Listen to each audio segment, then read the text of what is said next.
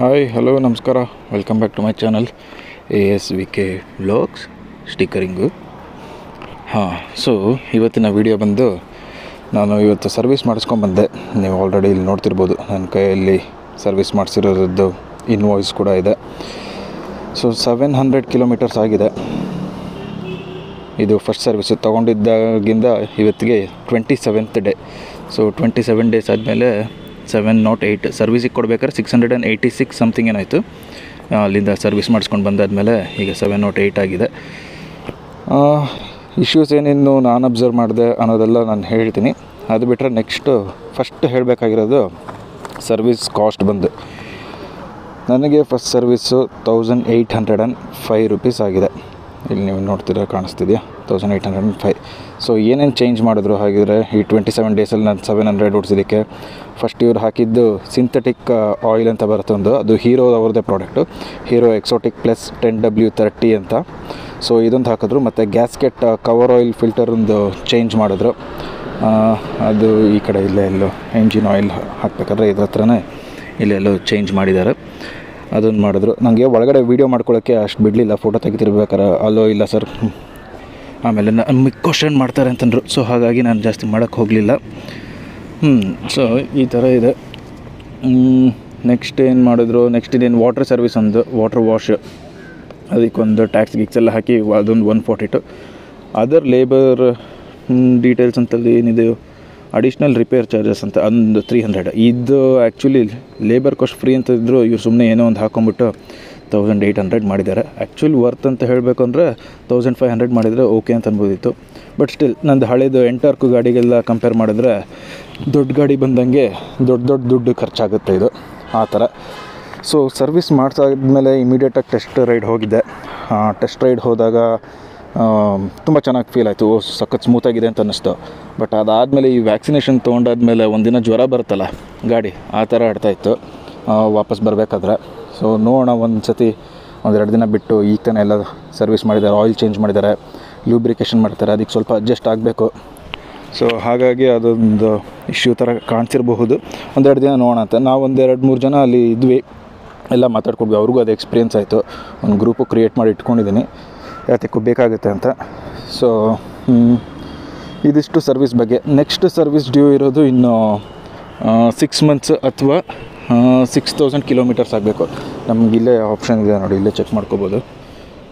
ಕೆಳಗಡೆ ಬಂದರೆ ಇಲ್ಲಿ ಟ್ರಿಪ್ ಫ್ಯೂಯಲ್ದಾದ್ಮೇಲೆ ನೋಡಿ, ಇಲ್ಲಿ ನೆಕ್ಸ್ಟ್ ಇನ್ನಿರೋದು ಸರ್ವಿಸ್ ಡ್ಯೂ 5792 ಕಿಲೋಮೀಟರ್ಸ್ ಅಂತ ಇದೆ. ಸೊ ಆಲ್ಮೋಸ್ಟ್ 6000 ಆದಮೇಲೆ, ಇಲ್ಲಾಂದರೆ 6 ಮಂತ್ಸ್ ಯಾವ್ದು ಫಸ್ಟ್ ಬರುತ್ತೋ ಅದು. ಸೊ ಆವಾಗ ನಮಗೆ 1800 ಕಾಸ್ಟ್ ಆಗೋದಿಲ್ಲ, ಆವಾಗ ನಮಗೆ ಜಸ್ಟ್ 500 ರೂಪೀಸ್ ಆಗುತ್ತೆ. ಯಾಕೆಂದರೆ ಇವರು ಅವಾಗ ಇಂಜಿನ್ ಆಯಿಲ್ ಚೇಂಜ್ ಮಾಡೋದಿಲ್ಲ, ಜಸ್ಟ್ ಟಾಪಪ್ ಮಾಡ್ತಾರೆ. ಸೊ ಇದು ಇಂಜಿನ್ ಆಯಿಲ್ ಚೇಂಜ್ ಮಾಡೋದು ಇವರು ಎವ್ರಿ 10,000 ಕಿಲೋಮೀಟರ್ಸ್ ಒನ್ಸ್. ಸೊ ಹಾಗಾಗಿ ವರ್ಷಕ್ಕೆ ಅಂತ ಹೇಳೋಕ್ಕಾಗಲ್ಲ, 10,000 ಬೇಕಾದ್ರೆ 2 ಮಂತ್ಸಲ್ಲೂ ಬರ್ಬೋದು ಯಾರಿಗೆ ಬೇಕಾದ್ರೆ ತುಂಬ ಜಾಸ್ತಿ ಓಡಿಸೋರಿಗೆ. ಸೊ ಎವ್ರಿ 10,000 ಕಿಲೋಮೀಟರ್ಸ್ ಅಂತ ಹೇಳಬೇಕಾದ್ರೆ, ನಾನು ಡೇಸ್ ಹೇಳೋಕ್ಕೆ ಹೋಗೋದಿಲ್ಲ, ಬೆಟರ್ ಕಿಲೋಮೀಟರ್ ವೈಸಲ್ಲಿ. ಸೊ 10,000 ಅಂತಂದರೆ 6 ಮಂತ್ಸಿಗೆ ಸರ್ವಿಸ್ ನೆಕ್ಸ್ಟ್ ಹೋದಾಗ 6000ಗೆ ಜಸ್ಟ್ ಟಾಪಪ್ ಮಾಡ್ತಾರೆ. ಅವಾಗ 500 ಅಥವಾ 550 ರೂಪೀಸ್ ಬರುತ್ತೆ. ನೆಕ್ಸ್ಟ್ ಮತ್ತೆ ನೀವು ಕಂಪ್ಲೀಟ್ ಆಯಿಲ್ ಚೇಂಜ್ ಮಾಡಿಸಿದಾಗ ಸೇಮ್ ಥರ್ಡ್ ಸರ್ವಿಸ್ ಅಲ್ಲ, ಥರ್ಡ್ ಕೂಡ ಫ್ರೀ ಸರ್ವಿಸೇ ಇರುತ್ತೆ. ಫ್ರೀ ಸರ್ವಿಸ್ ಅಂದರೆ ಜಸ್ಟ್ ಲೇಬರ್ ಕಾಸ್ಟ್ ಮಾತ್ರ ಫ್ರೀ ಇರುತ್ತೆ, ಮಿಕ್ಕಿದೆಲ್ಲ ಚಾರ್ಜಸ್ ಇರುತ್ತೆ. ಆವಾಗಲೂ ಒಂದು 1800 ಸಮಥಿಂಗ್ ಬರುತ್ತೆ. ಅದಾದಮೇಲೆ ನಿಮಗೆ ಪೇಯ್ಡ್ ಸರ್ವಿಸ್ ಬಂದಾಗ 800 ರೂಪೀಸ್ ಇದಕ್ಕೆ ಇನ್ನೊಂದು ಎಕ್ಸ್ಟ್ರಾ ಹಾಕ್ಕೊಳ್ಳಿ. ಸೊ 1800 + 800 2600. ಸೊ ಆ್ಯನ್ಯುವಲಿ ನಿಮಗೆ ವರ್ಷಕ್ಕೆ ಒಂದು 3000 to 3500 ಅಷ್ಟು ಸ್ಪೆಂಡ್ ಮಾಡಬೇಕಾಗುತ್ತೆ. ಸೊ ಈ ಥರ ಇದೆ. ಇಶ್ಯೂ ಏನು ಅಂತ ಅಂದರೆ, ನನಗೆ ಗಾಡಿಯಿಂದ ಇಶ್ಯೂ ಎಲ್ಲ ಆಗಿದ್ದು. ಆ್ಯಕ್ಚುಲಿ ನಾನು ಈ ಕ್ರ್ಯಾಶ್ ಗಾರ್ಡ್ ಹಾಕ್ಸಿದ್ದು ಮೋಟೋ ಕೇರ್ ಬ್ರ್ಯಾಂಡು, ನೀವು ಇಲ್ಲಿ ನೋಡ್ತಿರ್ಬೋದು ಮೋಟೋ ಕೇರ್ದು. ಫಸ್ಟ್ ಒನ್ ಹಾಕ್ಸಿದ್ದೆ. ಅದರಲ್ಲಿ ಸ್ವಲ್ಪ ಇಲ್ಲಿ ನೋಡಿ ನೀವು ರೈಟ್ ಸೈಡಲ್ಲಿ ಆಲ್ಮೋಸ್ಟ್ ನನ್ನ ಕೈ ಇಷ್ಟು ಹೋಗ್ತಾ ಇದೆ. ಬಟ್ ಲೆಫ್ಟ್ ಸೈಡಲ್ಲಿ ಅಷ್ಟು ಕಂಫರ್ಟಬಲೇ ಇರಲಿಲ್ಲ, ನಾನು ಅಬ್ಸರ್ವೇ ಮಾಡಿರಲಿಲ್ಲ ಆಯಿತಾ. ಫುಲ್ಲು ಆಲ್ಮೋಸ್ಟ್ ಈ ಬಾಡಿಗೆ ಟಚ್ ಆಗೋ ಥರ ಇತ್ತು. ಸೊ ಅದರಿಂದ ಪ್ರಾಬ್ಲಮ್ ಬರ್ತಿತ್ತು. ಅದು ಮ್ಯಾನುಫ್ಯಾಕ್ಚರಿಂಗ್ ಡಿಫೆಕ್ಟ್ ಅಂತ ಹೇಳಿ ಅವರು ಹೊಸದು ನನಗೆ ಕಂಪ್ಲೀಟಾಗಿ ರಿಪ್ಲೇಸ್ ಮಾಡಿ ಕೊಟ್ಟರು. ಇದನ್ನು ಹಾಕಿದ್ಮೇಲೆ ಇದರಲ್ಲೇನು ಅಷ್ಟು ವೈಬ್ರೇಷನ್ ಇಲ್ಲ. ಬಟ್ ಒಂದು ಅಬ್ಸರ್ವ್ ಮಾಡಿದ್ದು ಏನು ಅಂತಂದರೆ, ಥರ್ಡ್ ಗೇರಲ್ಲಿ 35 ಹತ್ರ ಹೋದಾಗ ಅಥವಾ 4000 RPM ಹತ್ರ ಹೋದಾಗ ಸ್ವಲ್ಪ ಸೀಟಲ್ಲಿ ವೈಬ್ರೇಷನ್ ಬರ್ತಿತ್ತು. ಅದು ಮೋಸ್ಟ್ ಪ್ರಾಬಬ್ಲಿ ಈ ಏನಿದು ಕ್ರ್ಯಾಶ್ ಗಾರ್ಡ್ ಹಾಕ್ಸಿರೋದ್ರಿಂದನೇ ಬರ್ತಿರಬಹುದು ಅಂತ ಒಂದು ಗೆಸ್ ಮಾಡಿ ಎಲ್ಲ ಟೈಟ್ ಮಾಡಿಸಿದೆ. ಎಲ್ಲ ಕಡೆನೂ ಟೈಟ್ ಮಾಡಿಸಾದ್ಮೇಲೆ ಸ್ವಲ್ಪ ವೈಬ್ರೇಷನ್ ಅಷ್ಟೇನು ಫೀಲ್ ಆಗಲಿಲ್ಲ, ಭಾಳ ಸ್ಮೂತಾಗಿತ್ತು. ಥರ್ಡ್ ಗೇರಲ್ಲಿ ಎಬೋ 50 ಹೋಗ್ಬೋದು, ಬಟ್ ನಾಟ್ ರೆಕಮೆಂಡೆಡ್. ಅದು ಇಂಜಿನ್ಗೆ ಸ್ಟ್ರೈನ್ ಆಗುತ್ತೆ. ಬಟ್ ಜಸ್ಟ್ ಟೆಸ್ಟಿಂಗ್ ಮಾಡೋಕ್ಕೆ ಅಂತ ನಾನು ಚೆಕ್ ಮಾಡಿದೆ. ಅದು ಬಿಟ್ಟರೆ ಬೇರೆ ನನಗೇನು ಇಶ್ಯೂಸ್ ಇಲ್ಲ. ರೀಸೆಂಟಾಗಿ ಪಿಲಿಯನ್ ರೈಡರ್ ನಮ್ಮ ಅಪ್ಪನ ಕೂರಿಸ್ಕೊಂಡು ಆಲ್ಮೋಸ್ಟ್ 200-250 ಕಿಲೋಮೀಟರ್ಸ್ ಎಲ್ಲ ಒಂದು ರೈಡ್ ಹೋಗಿ ಬಂದೆ. ಒಳ್ಳೆ ಮೈಲೇಜು ಕೂಡ ಕೊಟ್ಟಿತ್ತು. ನಾನು ಆ್ಯಕ್ಚುಲಿ ಟ್ಯಾಂಕ್ ಟು ಟ್ಯಾಂಕ್ ಇನ್ನೂ ಕ್ಯಾಲ್ಕುಲೇಟ್ ಮಾಡಿಲ್ಲ. ಇಲ್ಲಿ ತೋರಿಸ್ತಿರೋ ಪ್ರಕಾರ ತೋರಿಸ್ತೀನಿ ನೋಡಿ. ಇದು recent trip 247 kilometres. So almost 7 hours ಅಂತ ಇಟ್ಕೊಳ್ಳಿ. Average speed 38. ಇದು ಹೈವೇ, ಸಿಟಿ ಮತ್ತು ಕಂಟ್ರಿ ಸೈಡ್ ರೋಡು, ಅಂದರೆ ಊರು ಒಳಗಡೆ ರೋಡು, ಅದು ಇದು ಅದೆಲ್ಲ ಇನ್ಕ್ಲೂಡ್ ಆಗಿದೆ. ಆ್ಯಾವ್ರೇಜ್ ಫ್ಯೂಯಲ್ ಇದರಲ್ಲಿ 41 ಅಂತ ತೋರಿಸಿದೆ. ಇದು ರೀಸೆಂಟ್ ಸಿಟಿನಲ್ಲಿ ಓಡಿಸೋದಕ್ಕೆ ಕಮ್ಮಿ ಆಗಿರೋದ್ರಿಂದ. ಇಲ್ಲಾಂದರೆ ನಂಗೆ 47 but tank to tank calculate ಮಾಡಿದ್ರೆ ಅಟ್ಲೀಸ್ಟ್ ಹೈವೇ ನನಗೆ ಈಸಿಯಾಗಿ 40 ಅಂತೂ ಕೊಡ್ತಿರುತ್ತೆ, ಅದಂತೂ ಪಕ್ಕ. ಸಿಟಿನಲ್ಲಿ ಒಂದು 30-32 ಹಂಗಿರ್ಬೋದು. ಈಗ ಸರ್ವಿಸ್ ಮಾಡಿಸಾದ್ಮೇಲೆ ನಾಳೆ ನಾನು ಒಂದು ಲಾಂಗ್ ಟ್ರಿಪ್ ಹೋಗೋಣ ಅಂತ ಅಂದ್ಕೋತಿದ್ದೀನಿ. ಲಾಂಗ್ ರೈಡು ಸೋಲೋ, ಎಲ್ಲಿಗೆ ಅಂತ ನನಗೂ ಗೊತ್ತಿಲ್ಲ. ಬೆಳಗ್ಗೆ ಎದ್ದಾದ್ಮೇಲೆ ಗೊತ್ತಾಗುತ್ತೆ ಎಲ್ಲಿಗೆ ಅಂತ. ಹೋದ್ಮೇಲೆ ಅದೊಂದು ಸಾಧ್ಯ ಆದರೆ ವೀಡಿಯೋ ಮಾಡಿಕೊಂಡು ನಾನು ನಿಮಗೆ ತೋರಿಸ್ತೀನಿ ಅದರಲ್ಲಿ ಎಷ್ಟು ಮೈಲೇಜ್ ಬಂದಿದೆ ಅನ್ನೋದು. ಅದು ಅಂದರೆ ಫಸ್ಟ್ ಸರ್ವಿಸ್ ಆದಮೇಲೆ. ಸೊ ಎನಿವೇಸ್ ಇನ್ನು 6000 ಕಿಲೋಮೀಟರ್ಸ್ ತನಕ ನನಗೇನು ಯೋಚನೆ ಇಲ್ಲ, ಆರಾಮಾಗಿ ಬಿಂದಾಸಾಗಿ ಓಡಿಸ್ಬೋದು ಗಾಡಿನ. ಇಲ್ಲಿ ಒಂದು ಸ್ವಲ್ಪ ಮೈನರ್ ಇಶ್ಯೂಸ್ ಇರುತ್ತೆ. ಬಟ್ ತುಂಬ ಜನ ಇವತ್ತು ಬಂದವ್ರದ್ದೆಲ್ಲ ಸ್ವಲ್ಪ ಏನು ಅಂದರೆ ಕ್ವಾಲಿಟಿ ಇಶ್ಯೂಸು. ಅಷ್ಟೇನು ಕ್ವಾಲಿಟಿ ಚೆಕ್ ಮಾಡಿರೋಲ್ಲ. ಕೆಲವೊಂದು ಕಡೆ ವೈರಿಂಗ್ ಇಲ್ಲ. ನಾನು ಅದೇ ಮುಂಚೆನೂ ಹೇಳಿದ್ದೆ ನೋಡಿ ವೀಡಿಯೋದಲ್ಲಿ, ಈ ಟೇಪಿಂಗ್ ಎಲ್ಲ ಮಾಡಿರಲಿಲ್ಲ.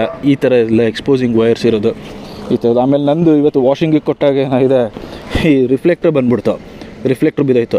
ಆಮೇಲೆ ನೋಡಿದ್ರೆ 3M ಟೇಪ್ ಗಮ್ ಹಾಕಿ ಮತ್ತು ಫೆವಿಕ್ವಿಕ್ಕು ಹಾಕಿ ಫಿಕ್ಸ್ ಮಾಡಿದ್ದು. ಇದೊಂದು ಬಂದುಬಿಡಿತ್ತು. ಸೊ ಇದಿಷ್ಟು. ಮತ್ತು ಇನ್ನು ಕೆಲವರು ಹೇಳ್ತಿರೋ ಪಾಯಿಂಟು, ನೀವು ಯಾರು ಅಬ್ಸರ್ವ್ ಮಾಡೋದಿದ್ದರೆ, ಡಬಲ್ ರೈಡ್ ಹೋದಾಗ ಲೈಟ್ ಥ್ರೋ ಹೈ ಬಿಮೀಟ್ರೂ ಫೋಕಸ್ಸು ತುಂಬ ಮೇಲ್ಗಡೆ ಹೋಗುತ್ತೆ ಅಂತ ಇತ್ತು. ಒಬ್ಬರು ರೋಹಿತನವರು ಅವರು ಕೂಡ ಹೇಳಿದ್ರು ನನಗೆ. ಬಟ್ ನನಗೇನು ಇನ್ನೂ ಆ ಥರದ್ದಾಗಿಲ್ಲ. ನಾನು ಡಬಲ್ ರೈಡ್ ಕರ್ಕೊಂಡೋಗಿದ್ದೆ, ಬಟ್ ನನ್ನ ಫೋಕಸ್ ನಾರ್ಮಲಾಗಿ ನೆಲದ ಮೇಲೆ ಕರೆಕ್ಟಾಗಿ ಬೀಳ್ತಾಯಿತ್ತು. ಸೊ ನನಗೇನು ಪ್ರಾಬ್ಲಮ್ ಆಗಿಲ್ಲ. ಅದು ಬಿಟ್ಟರೆ ಇದಿಷ್ಟೇ ಸದ್ಯಕ್ಕೆ ಶಾರ್ಟ್ ಆ್ಯಂಡ್ ಸ್ವೀಟ್ ಇನ್ಫಾರ್ಮೇಷನ್ ನಿಮಗೆ ಎಕ್ಸ್ಪಲ್ಸ್ 210 ಫಸ್ಟ್ ಸರ್ವಿಸ್ ಬಗ್ಗೆ. ನೆಕ್ಸ್ಟ್ ಏನಾದರೂ ಅಪ್ಡೇಟ್ ಇತ್ತು ಅಂದರೆ ನಾನು ನಿಮಗೆ ತಿಳಿಸ್ತೀನಿ. ಪ್ರಾಬ್ಲಿ ನೆಕ್ಸ್ಟಲ್ಲಿ ವೀಡಿಯೋದಲ್ಲಿ ಎಕ್ಸ್ಪಲ್ಸ್ ಇನ್ನೂ 4-5 ಜನ ಒಟ್ಟಿಗೆ ಕರ್ಕೊಂಬರ್ತೀನಿ, ಸೇರಿಸ್ತೀನಿ. ಅವ್ರಗಳ್ದು ಏನು ಎಕ್ಸ್ಪೀರಿಯೆನ್ಸ್ ಇದೆ, ಗಾಡಿ ವರ್ತ್ ಇಟ್ ಅಂತ ಅನಿಸುತ್ತಾ ತೊಗೊಂಡಿರೋದು, ಅಥವಾ ಅರ್ಧ ರಿಗ್ರೆಟಿಂಗ್ ಇಟ್ ಅಂತ ಅನಿಸುತ್ತಾ, ಅದನ್ನು ಅವ್ರ ಬಾಯಿಂದನೇ ಕೇಳೋಣ. ಸದ್ಯಕ್ಕೆ ನನಗಂತೂ ಖುಷಿಯಾಗಿದೆ. ನನಗೆ ಇದು ಫಸ್ಟ್ ಬೈಕ್. ಮುಂಚೆ ಇದ್ದಿದ್ದೆಲ್ಲ ನನ್ನ ಹತ್ರ ಆ್ಯಕ್ಟಿವಾ ಮತ್ತು ಎಂಟಾರ್ಕ್. ಸೊ ಹಾಗಾಗಿ ಇದು ಫಸ್ಟ್ ಬೈಕ್ ಇದರಿಂದ ನನಗೇನಂತ ಎಕ್ಸ್ಪೆಕ್ಟೇಷನ್ಸ್ ಏನಿಲ್ಲ.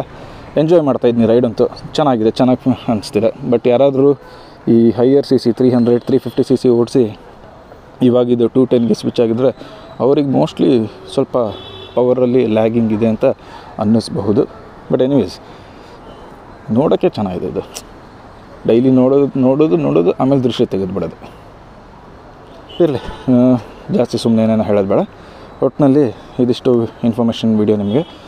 ಇದಕ್ಕೆ ಮುಂಚೆ ನಾನು ಆಲ್ರೆಡಿ ಹೀರೋ ಝೂಮ್ 160 ವೀಡಿಯೋ ಮಾಡಿದ್ನಿ, ಅದು ಕೂಡ ನೋಡಿ. ಮತ್ತು ಇದ್ರದ್ದು ಕೂಡ ಫುಲ್ ಡೀಟೇಲ್ಡ್ ರಿವ್ಯೂ ಮಾಡಿದ್ನಿ, ಅದು ಕೂಡ ನೋಡಿ. ಇಲ್ಲೇ ಐ ಬಟನಲ್ಲಿ ಅಥವಾ ನನ್ನದು ಪ್ಲೇಲಿಸ್ಟ್ಗೆ ಹೋಗಿ ನಿಮಗೆ ಅದರಲ್ಲೆಲ್ಲ ರೀಸೆಂಟ್ ವೀಡಿಯೋಸಲ್ಲಿ ಸಿಗುತ್ತೆ. ಮತ್ತು ಟ್ರ್ಯಾಂಪ್ ವೀಡಿಯೋಸು ಇದೆ, ಅದು ಕೂಡ ನೋಡಿ. ಓನರ್ಶಿಪ್ ರಿವ್ಯೂದು ಇದೆ, ರಿವ್ಯೂ ನಾನು ಮಾಡಿರೋದು ಕೂಡ ಇದೆ.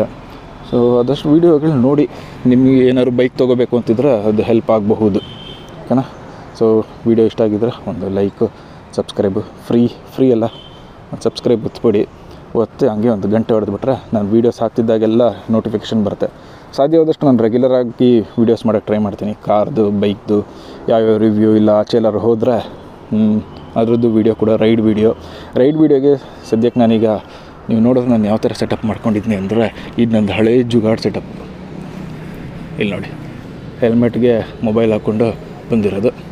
ಸೊ ಈ ಸೆಟಪ್ ಇದೆಲ್ಲ ನಾನು ರೋಡಲ್ಲಿ ಮಾಡ್ಕೊಂಡು ಹೋಗೋಕ್ಕಾಗೋದಿಲ್ಲ. ಸೊ ಆದಷ್ಟು ಬೇಗ ನೀವು ಚೆನ್ನಾಗಿ ವೀಡಿಯೋಗಳು ನೋಡ್ತಾ ಇದ್ದರೆ ಎಲ್ಲರೂ ಸಬ್ಸ್ಕ್ರೈಬ್ ಮಾಡಿದರೆ ನಾನು ಗೋಪ್ರೋ ಅಥವಾ ಏನಾದರೂ ಇನ್ನೊಂದು 360 ಡಿಗ್ರಿ ಕ್ಯಾಮ್ರಾ ಅದಕ್ಕೆ ಇನ್ವೆಸ್ಟ್ ಮಾಡ್ಬೋದು. ವರ್ತ್ ಅನಿಸುತ್ತೆ ಇನ್ವೆಸ್ಟ್ ಮಾಡಿದ್ರೆ. ಇಲ್ಲಾಂದರೆ ಸುಮ್ಮನೆ ಹೀಗೆ ಯಾವುದೋ ಒಂದು ಮಾಡ್ಕೊಂಡು ಹೋಗ್ತಾ ಇರಬೇಕಷ್ಟೆ. Okay, thanks for watching. ಇಲ್ಲಿ ಇಷ್ಟೊತ್ತಂಕ ನೋಡಿದರೆ ಡೆಫಿನೆಟಾಗಿ ನೀವು ಇಷ್ಟಪಟ್ಟಿರ್ತೀರ. ಸೊ ಸಬ್ಸ್ಕ್ರೈಬ್ ಮಾಡ್ಕೊಳ್ಳಿ. ನೆಕ್ಸ್ಟ್ ಮುಂದಿನ ವೀಡಿಯೋಸು ಬೇರೆ ಬೇರೆ ಅಪ್ಡೇಟ್ಸು ನಾನು ನಿಮಗೆ ತಿಳಿಸ್ತಾ ಹೋಗ್ತೀನಿ. ಬಾಯ್ ಬಾಯ್.